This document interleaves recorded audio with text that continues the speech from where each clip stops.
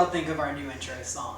We want to give a big thanks to Alex Grohl for giving us a sound that we think better represents us. So sorry if you thought the old one was a banger, but here's a hint. You can always search Ice Flow by Kevin McLeod. I don't know, but it'll pop up. And you can go ham if you miss it.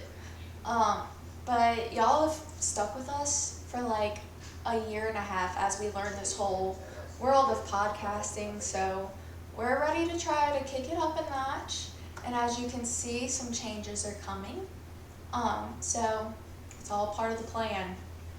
We really appreciate all of y'all's support, and as we continue to grow with y'all and get a bigger community, we want to grow along with you all. So y'all can be expecting some changes to come in the future, and we got big things coming for Southern Woke. Yep. So without further ado, our episode today is going to be all about medical mysteries that just like make you go WTF. Me and Marina have scoured the internet. We have found some of the craziest medical mystery stories that we have heard, and we've compiled them to tell you guys today. Yes, indeed. So, okay, I guess I'll start off.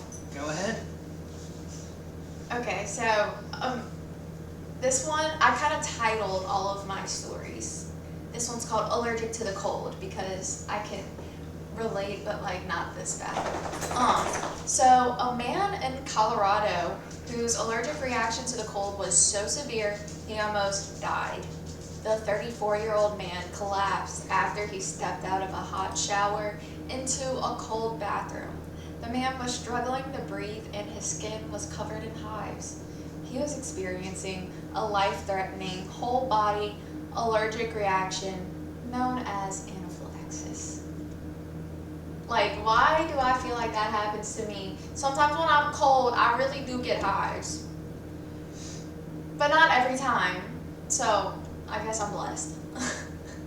Dude, there's been so many times where I'm getting out of the bathtub and I'm just so insanely cold that I feel like I'm gonna fall over and die. So the fact that I just heard that and know that it's a real thing, I'm gonna freak myself out all the time. Side story, one time I actually did pass out in the shower and like fell out and got a concussion and woke up like on the bathroom floor naked, wrapped in my shower curtain. So That's horrifying. yeah, that was a fun time. But anyways, the doctors diagnosed him with cold urticaria and allergic reaction of the skin after exposure to cold temperatures, including cold air or cold water. The most common symptom is a red, itchy rash or hives after exposure to the cold. But in more serious cases, people can develop anaphylaxis, which can cause their blood pressure to plummet and airways to narrow, making breathing difficult. The man was treated with an antihistamine and steroids, and his condition improved. He was prescribed an epinephrine auto-injector for emergency situations. But no one knows exactly what causes cold urticaria, whatever. But certain people appear to have very sensitive skin cells due to an inherited trait, a virus, or an illness. In most common forms of this condition, cold triggers the release of histamine and other chemicals into the bloodstream, and these chemicals cause hives. So,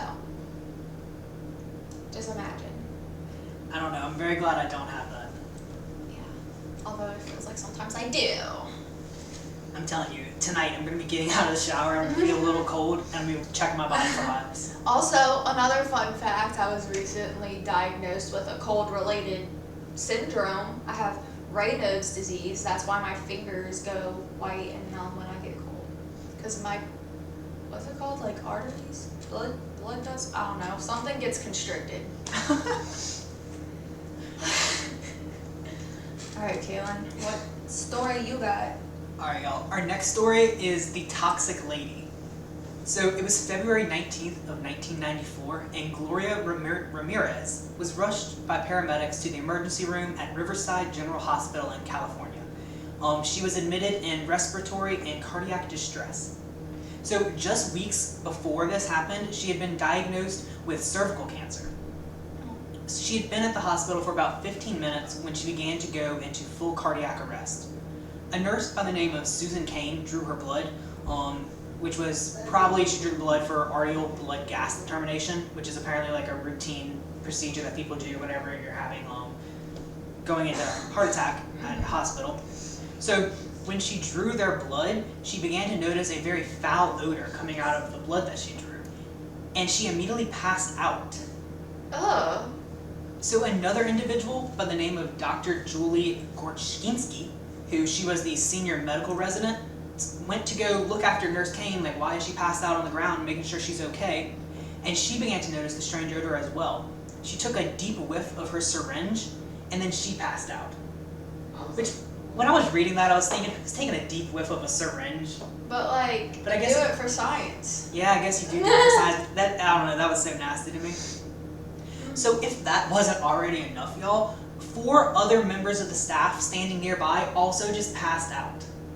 All standing I'm around this lady. surprised the CDC didn't come in and declare like a quarantine. Right?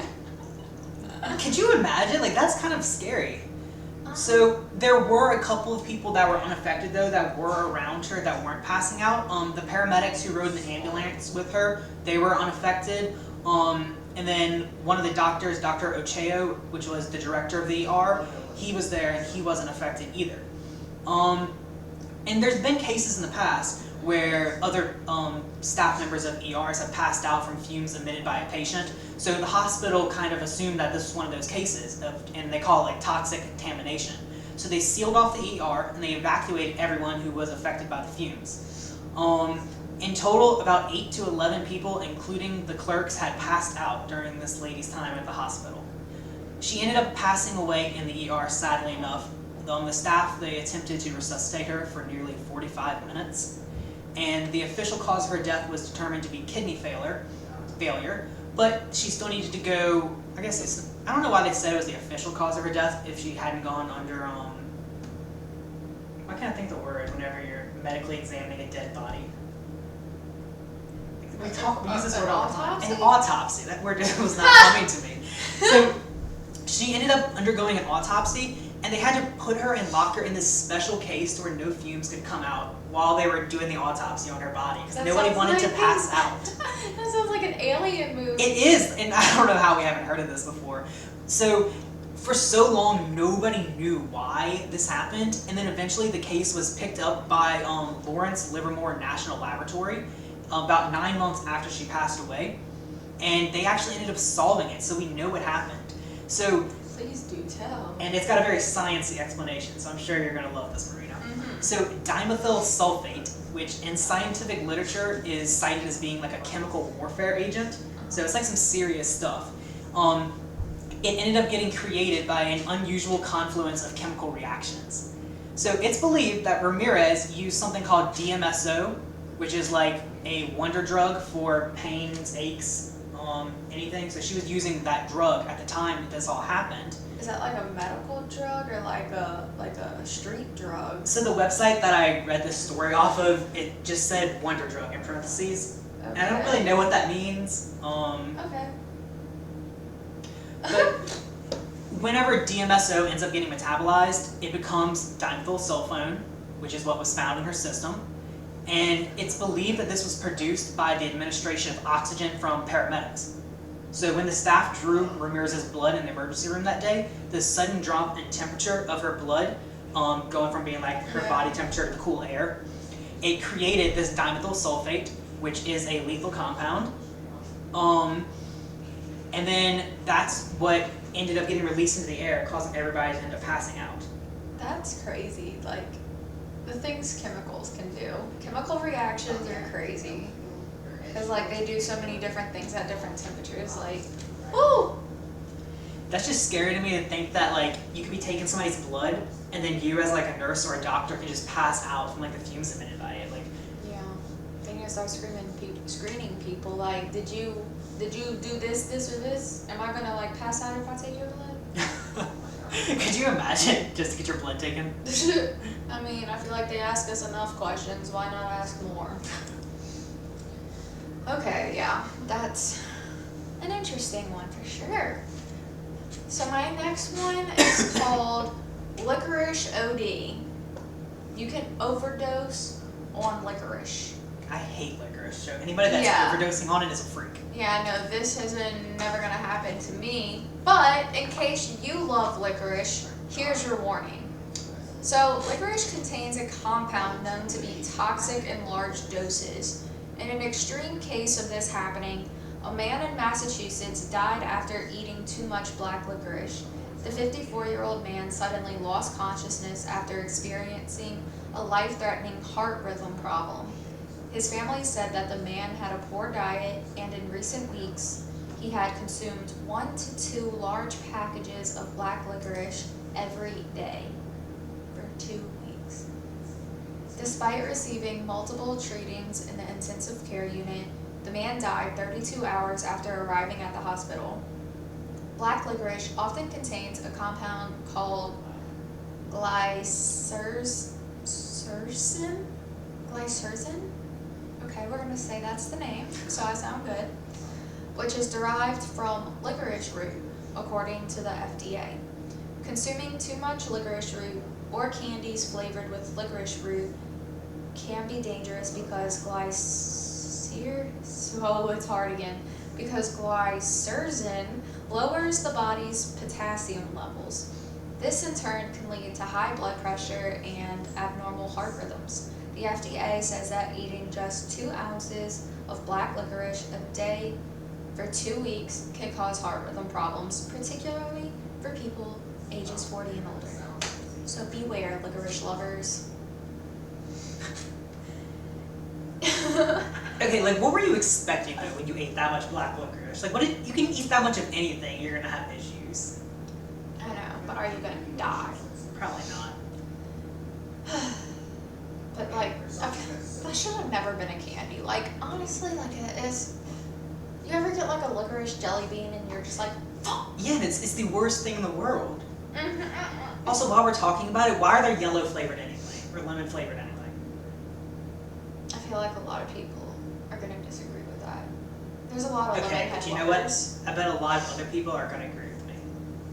You're a minority if you like lemon flavored things. Lemon are like my neutral ground. Like, I don't love a lemon Skittle, but no one does. The yellow Starburst is a reason why it's the worst Starburst. I think red's the worst. Okay. Yeah, I'm offended. We're getting off track. Okay, give us your next one. Alright, so I'm not gonna lie guys, I saw this on a BuzzFeed article, and I was like, I am not about to quote a BuzzFeed article on Southern Woke.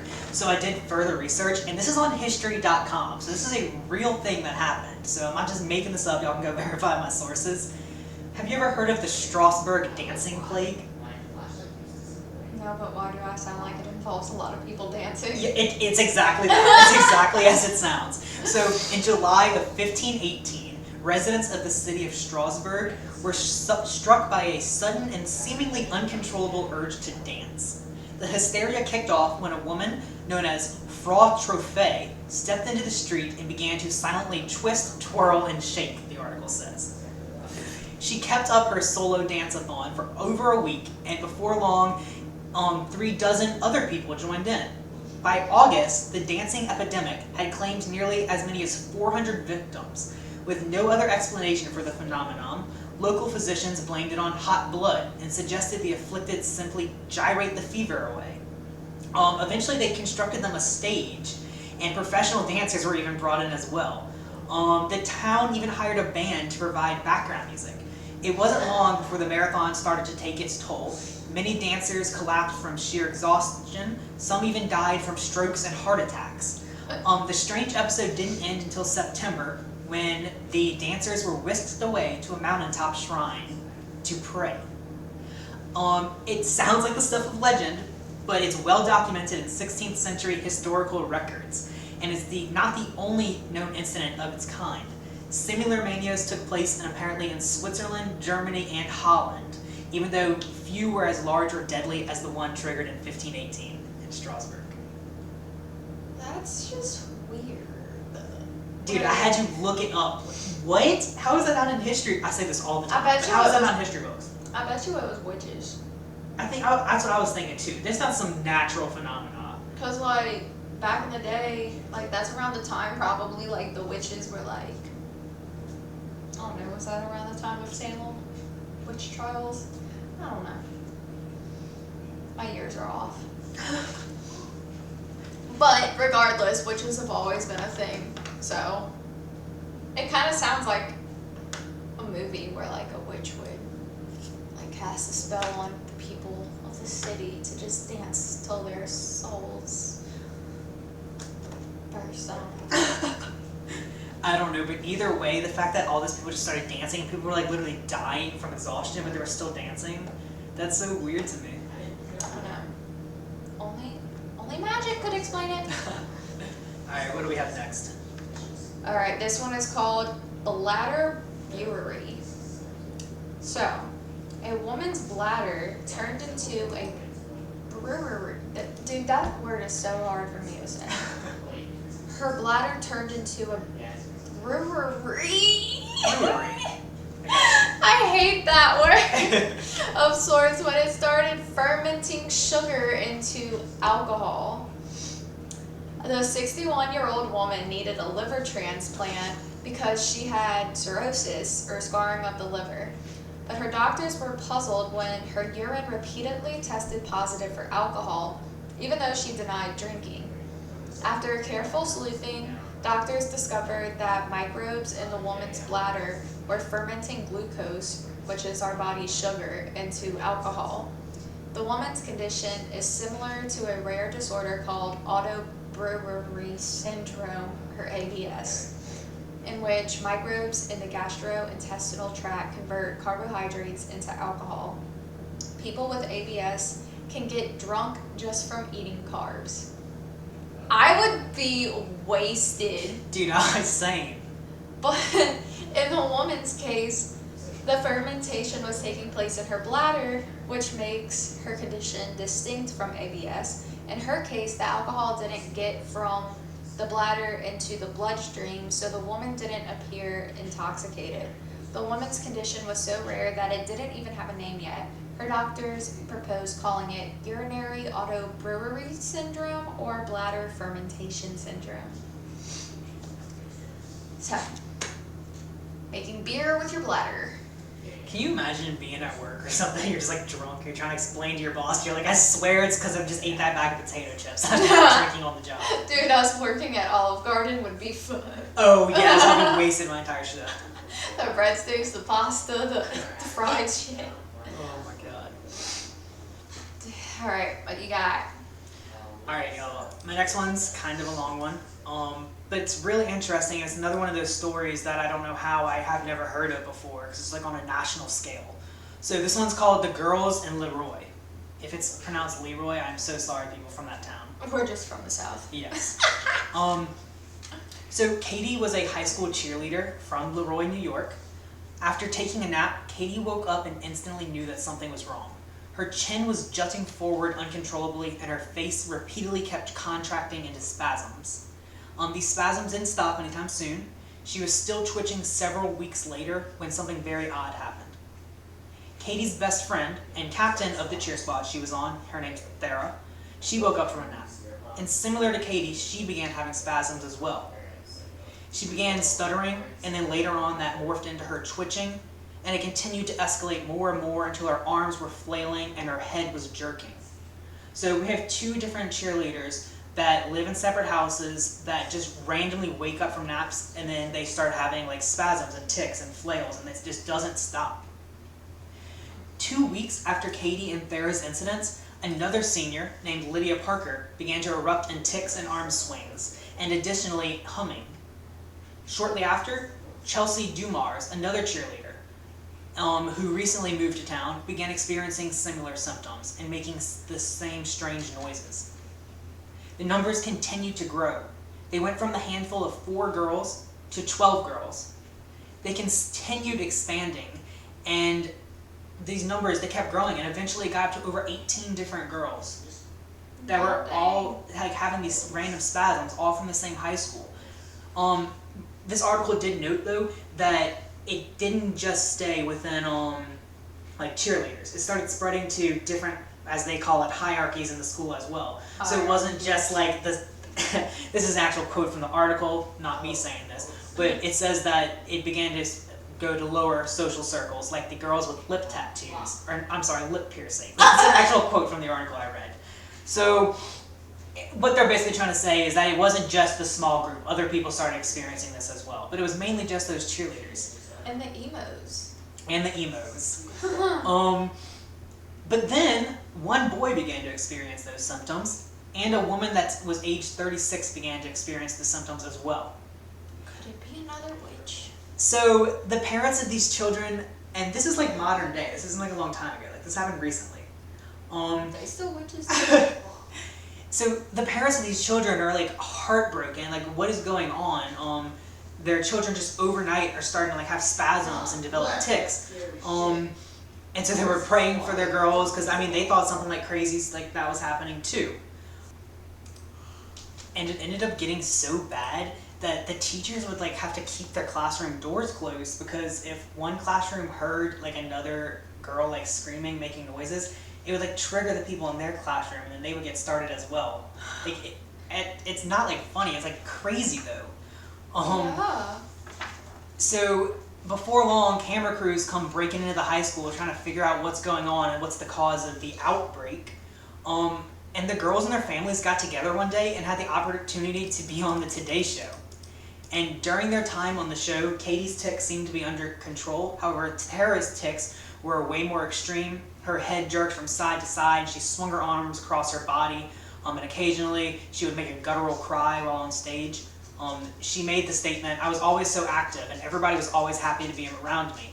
But then she said, "I don't feel like myself anymore." So the day that after Katie and Thera appeared on the Today Show, a neurologist in Buffalo, whose practice had seen many of the girls, was finally given the green light to speak about the diagnosis. And he said that it was something called conversion disorder. This means that the girls were taking all of their stress and converting them into physical symptoms. They further clarified it as mass psychogenic illness, which is just another way of saying like mass hysteria.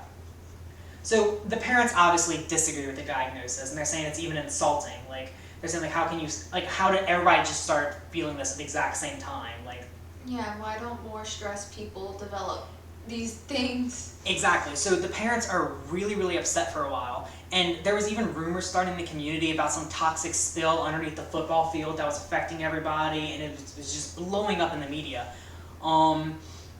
So under the spotlight of the nation now, the school held a meeting to discuss what was happening. And during this time, the parents let out all their pent-up emotions and frustrations. And school officials ensured the parents that they had already conducted testing and that nothing was found. But once again, this answer did not sit right with the parents. Many were furious. Some even stood up and shouted and then ran out with camera crews chasing after them. In the past, though, when we're looking back at like mass hysteria and mass psychogenic illnesses at schools, cheerleaders frequently are the ones that come up. And they say it's partly because psychogenic outbreaks often start with someone of high social status. So even it could be that their unity, the fact that they're like such a close-knit group of people, makes it like very susceptible to spread in between people. This psychologist says. In 2002, 10 students, 5 of them were cheerleaders, in a rural town, North Carolina. They suffered from non-epileptic seizures and fainting spells. In 1952, the Associated Press reported that 165 members of the Tigerettes cheerleading squad from Monroe, Louisiana, got a rep, they fainted before a halftime show at a school football game. 165 of them fainted. So what happened was they accidentally marched out onto the field at the end of the first quarter instead of at the end of the second quarter, like when you would actually march out. And the embarrassment was so much that they all began to actually faint, all 165 of them. Oh my god! Yeah, it's not funny. I'm really sorry for laughing, but like they had to rush like a ton of ambulances out there. Dude. Like that's insane, and they're saying like that mass unity, and like when you see it all, it just kind of causes everybody to follow along with it. But like, if you've ever watched Cheer on Netflix, have you ever heard of that show? Maybe. The one where like there was a big scandal because one of the cheerleaders was arrested for like child pornography. Yeah, it's crazy. That show is crazy, but you can see how stressful the world of cheer is. So like, it doesn't surprise me that it's often cheerleaders. That is just so crazy, and this is in Monroe, Louisiana. Like I've been to ULM so many times. not me, but that is pretty freaking crazy. So, of course, we never get answers beyond this as to what was happening to them. A lot of the parents like would try to go sneak samples of like the football field and Oh stuff. my god, me? Yeah, like coming into like nobody believed these people. It even got so bad that like some of the parents were getting on Facebook and like saying that some of the girls were faking this for attention. Oh Because my there's a God. whole thing about that going on. Which, come on, guys, how is the entire school's not faking that for attention? Like, I know. I can see you maybe thinking one or two of them are, but like all of them are not doing that. Yeah, because like that would be like they would be embarrassing Yeah. themselves. Like, no, that's nuts. Okay, so my next one is continuous COVID. So with recent days, you know, this is pretty hot topic. So people with COVID-19 are typically contagious for about 8 days after they contract the infection. But a woman in Washington state shed infectious virus particles for a record 70 days, meaning she was contagious during that entire time. However, she never showed symptoms of the disease. The 71-year-old woman had a type of leukemia, or cancer of the white blood cells, and so her immune system was weakened and less able to clear her body of the new coronavirus. The woman was infected in late February during the country's first reported COVID-19 outbreak, which occurred at the Life Care Center Rehabilitation Facility in Kirkland, Washington. Over a period of 15 weeks, the woman would be tested for COVID-19 more than a dozen times. Her virus was detected in her upper respiratory tract for 105 days, and infectious virus particles, meaning they were capable of spreading the disease, were detected for at least 70. Eventually, the woman was able to clear the virus, although doctors don't know how this happened. The findings suggest that immunocompromised patients with COVID-19 may be contagious for much longer periods than typical. It makes you wonder, like, is this why we're still dealing with this? Because there's like people out there that are immunocompromised that don't show symptoms, and like they don't know that they're spreading it. That is kind of crazy to think about. So for 70 days straight, she was just spreading it. Mm-hmm. She probably killed so many people. That's one way to look at it. But yeah, that's crazy. Because like you only have to quarantine for like 2 weeks, and then you think you're good. But sounds like, I don't know how many percent of the world is immunocompromised. I'd say, let's say it's like 8%. And all those people are just out there spreading it. And then that just 8% is more than enough to keep this going forever. So just a little thing to think about. Okay, so next we have the Tree Man. Have you ever heard of him? I have. Okay, so he's a man named Didi from Indonesia, and he had hands and feet resembling a tree. It really was 13 pounds worth of warts that inhibited him to not be able to do many things. Sadly, he died in 2016 without his dreams coming true to see a cure or to return to his love of carpentry. The cause of this genetic mutation is something called EV. Do I even have in here what that actually stands for? Which is epidermodysplasia verruciformis. Very scientific. It prevents your body from fighting off infections. Doctors believe it is an autosomal recessive mutation. And autosomal recessive means that both of an infected person's parents carry the mutation without any symptoms of it. They have a 25% chance of having an unaffected child, a 50% chance of having a child who also is a carrier with no symptoms, and just a 25% chance of having a child with symptoms. Talk about a throwback to biology and Punnett squares, am I right? Okay, so the mutation associated with human tree disease also makes people susceptible to human papillomavirus or HPV.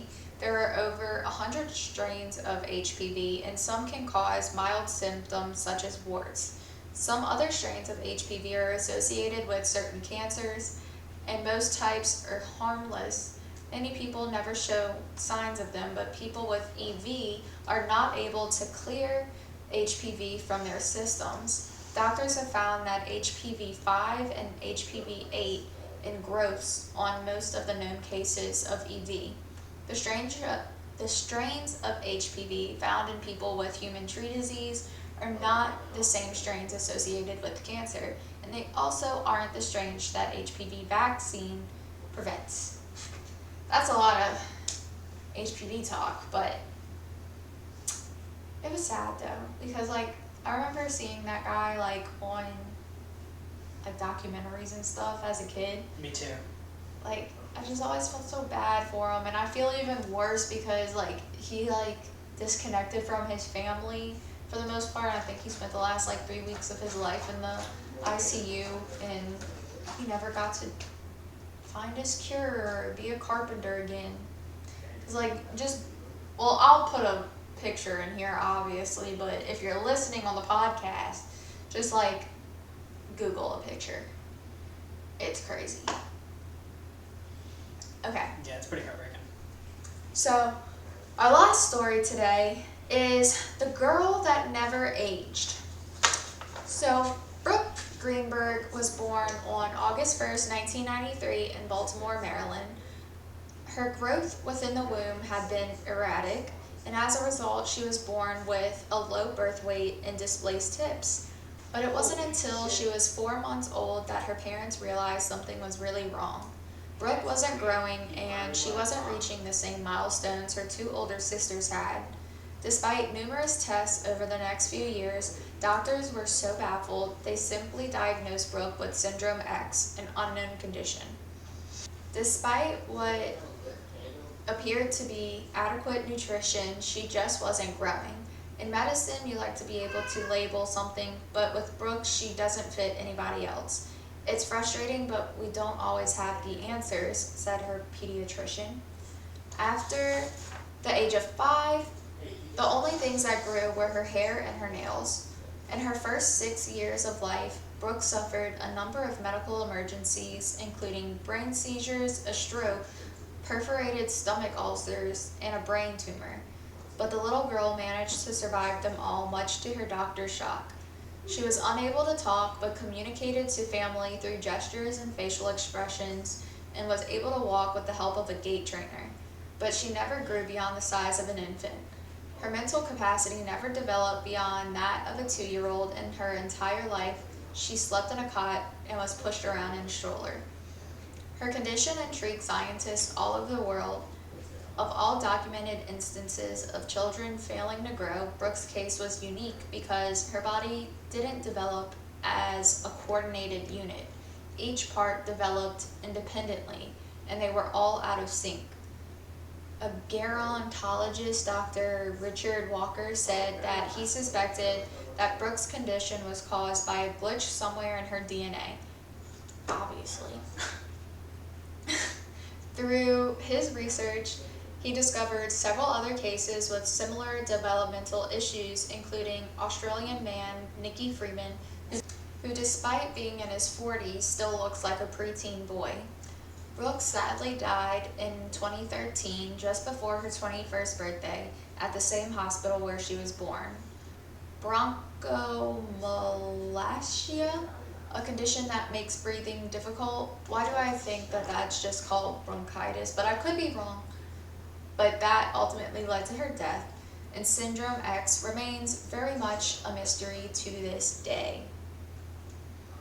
So this isn't the girl that I feel like I see all the time on like television shows that's like very, very small. Somebody, you know what I'm talking about, right? Are you thinking of the girl that's like bald? No, but when they like compare like the tallest man in the world, like the smallest girl in the world. Maybe, because like she's got like short kind of brown hair. Yeah. Yeah, that's her. Okay. I thought you were thinking of, I think her name was Thalia or Talia. No, I know who you're talking about though. Yeah. We should have throwing her story in here. I don't know if her condition was, I mean, I'm sure it's pretty rare, obviously. But this girl, though, that's just so wild that your different parts of your body, like, are out of sync in their growth. I have to sneeze, but now I just want to wipe. It's gonna come back. I think we're It's the mystery medical condition of vanishing sneeziosis. Or sun sneezing. Sun sneezing? Yeah, you ever like go out in the sun and like sneeze? Yeah, why does that happen? I think it's like a photosensitive type of thing. I think it's literally a trait, like a gene. I think we talk about that in some of my science classes. I hate that actually. It's so annoying. So many weird things about every part of your life is just dictated by a gene. It's crazy. That's why I'm a biology major. But yeah, do y'all know any like crazy medical mysteries? Because we definitely want to hear more about them. Like, if you got them, drop them in the comments. But that's all we have time for today. And y'all stay tuned for all the changes to come. Make sure you're subscribed. And all of our socials will be down below. And so the next time you think it's just too cold outside, just be thankful you're not allergic to it.